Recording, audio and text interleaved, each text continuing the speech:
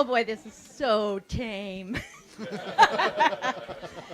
My big secret is that when I was a little kid, I always secretly wanted to grow up and be a famous TV and movie star. Um, it was dangerous where I came from because I grew up in a really strict church where dancing was a sin, and so was kissing someone you weren't married to, and I knew TV and movie stars had to sometimes do that, but I couldn't help it. In 1957, when we got our first TV and the Mouseketeers came on TV, and I watched the Mickey Mouse Club, and I saw these kids just like me. They're dancing, they're singing, they're having a good time, they're being cute in public on TV, and I thought, I could so do that. That's what I'm going to do. I'm going to grow up and be a Mouseketeer. Except there were two big obstacles. There was the one about sin and probably going to hell if I was a famous Mouseketeer, and also the fact that we lived in Oklahoma City, and I knew that all the movies were out in Hollywood and that the Mouseketeers lived in Disneyland, and that was near Hollywood. So I thought, well, I don't know.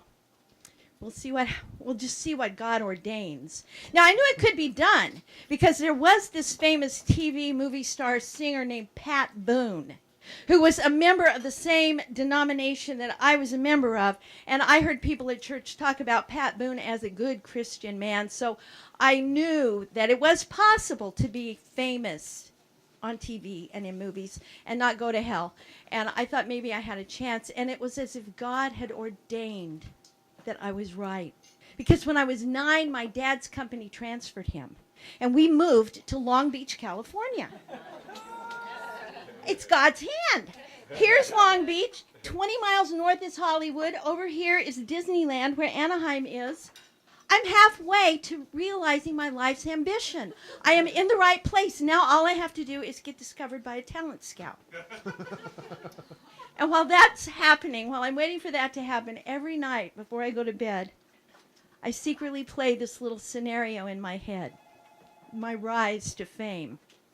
My little story always started with my mom and my dad in a red roadster, kind of like Audrey Hepburn and Albert Finney in Two for the Road.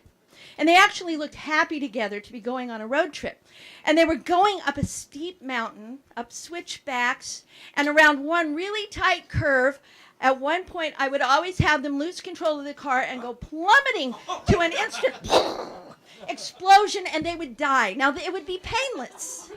They didn't suffer. But they were out of the way now. I was an orphan, and I was available to be adopted. So I would probably get adopted by somebody like Pat Boone, who would let me go on his TV show, and then I would become a famous TV star. And that's how my fantasy went.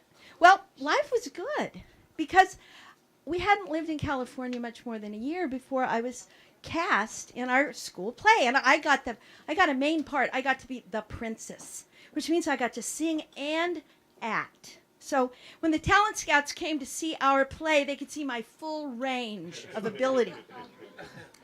I studied, I practiced, I sang my song.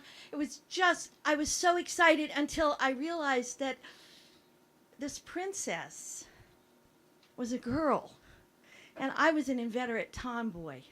And this princess had to wear ringlets. I had to put on a platinum blonde wig with ringlets, and I had to wear a floor-length blue satin gown.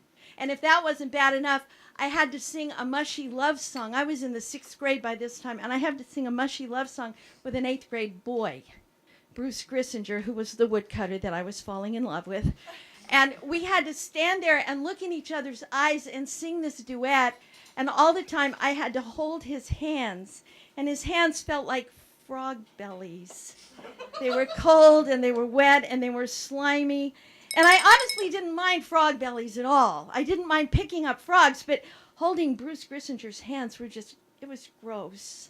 And that's when the bubble burst. I thought, oh, if this is what you have to go through to be a famous actress, it's not worth it. So overnight, I quit secretly killing my mom and dad in my dreams before I went to sleep. And my new dream was I got a guitar. I went to Greenwich Village, I became Peter, Paul, and Mary's plucky little protege.